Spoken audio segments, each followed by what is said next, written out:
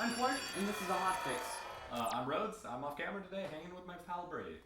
Okay, so we found some really interesting software called Visor. Of course, it's in beta, and it's actually a pretty cool, useful tool that allows you to control your Android phone and see what's on the screen. You can click and do everything like that, and type via your computer. This works on Mac OS X, Windows, and Linux, and Chrome OS if you have the Chrome browser and all the user permissions necessary to install Chrome apps.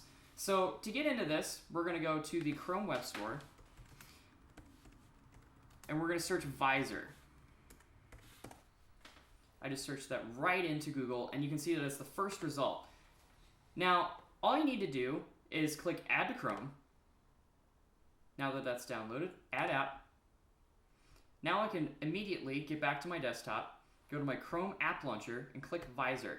Okay, so it says Android device not found. Make sure Android USB debugging is enabled. So you're going to have to need to turn on developer mode on your phone. Clark is going to show you how to do that now. So now that we're at my Samsung Galaxy Note 5, I'm going to go ahead and unlock this with my thumbprint. There we go. So we're going to go to Settings. We're going to go all the way down to About Device. And if you haven't already done this already, you're going to tap the build number quite a few times, and you'll see developer mode is already turned on, but you haven't done that. Just keep tapping it until developer mode is turned on. Once you've done that, go back, you'll see developer options. So you're going to scroll all the way down to USB debugging, this one right here. So you're going to turn that on and click allow USB debugging. Basically, this is just an Android developer option that allows you to, of course, debug your phone via USB and see transcripts and all kinds of other different information from your phone over USB. So you're going to click OK. That's all you need to do. You can go straight back to your home screen. So now that I've done that, I'm going to go back to my computer, and I'm going to click Find Device. So you see that my phone is right there, Samsung, right there. And I'm going to click Select. Now that I click Select, it says Visor Beta. Allow Android USB debugging. So now I've got a message that is on my Samsung Galaxy Note 5 screen, and I need to click OK. And I need to say always allow from this computer if you continually do this in the future. Now that I've done that, you see that there is a nice little window that has popped up on both my phone and my computer. So you see Visor is connected. What does that mean? Well, it gives you a few instructions. Basically what this software just did is install a small package into Android which allows you to see and control everything and kind of acts as a little bit of an app in a way, but you don't actually see it when it's not plugged in. So you see that you have Escape for the back button, F1 for the menu button, Home for the home button, and of course middle click for home, right click for back. So I'm just going to click here, go ahead and never show this again because I already memorized these shortcuts. Now that I've done this, I have all of my Android shortcuts down here at the bottom represented in a software edition, similar to you'd see on the Nexus devices, except they're not being displayed on my phone. So if you see on both the computer screen, I'm going to go ahead and make this bigger. That's going to size appropriately.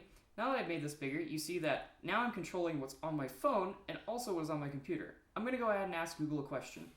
Okay, Google, what's the weather today? And you see that on both my computer and my phone, it's the exact same thing. Basically what this is, it's just an interactive window into your phone, so you don't actually have to touch your phone while using it. So if I wanted to get back, I have my home button here, and I have my recent apps pane over here. So let's go ahead and test this in a graphically oriented environment by going to something like YouTube and see how well it plays a video. Okay, Google. Okay, Google. Open YouTube. You see that YouTube is now opening. Everything's still pretty fast. You'll find that some animations are just a tad choppy, but when we get into actual videos, you'll see that things are going pretty smooth. So let's go ahead and go to some video from Monster Cat. Of course, most of their stuff is non-copyrighted material, so we're going to use them. So, okay, everybody, this works pretty well with a hands-off interface like Google Now, and really, it's just something really cool that you can do. And overall, I've used this on my phone. Isaac uses this on his phone. I use it to answer Facebook messages or Snapchats directly from my computer because I'm a nerd. But it's really fun, really useful, really cool. And I'm sure there'll be some patches to fix up your audio and everything. We'll probably be playing a side-by-side, and you can see that there's little to no delay and really it's pretty great. Really easy to understand how to install. I did it getting messages from Clark on my Facebook. So another really cool feature of this app is that if you have another computer with Visor, you can actually stream your phone to another person anywhere in the world with the Visor app, and they can interact with it just like you can, of course with a little bit of lag depending on your internet connection. So you also have device controls that you see appear at the top. I'm going to go ahead and turn up my volume. If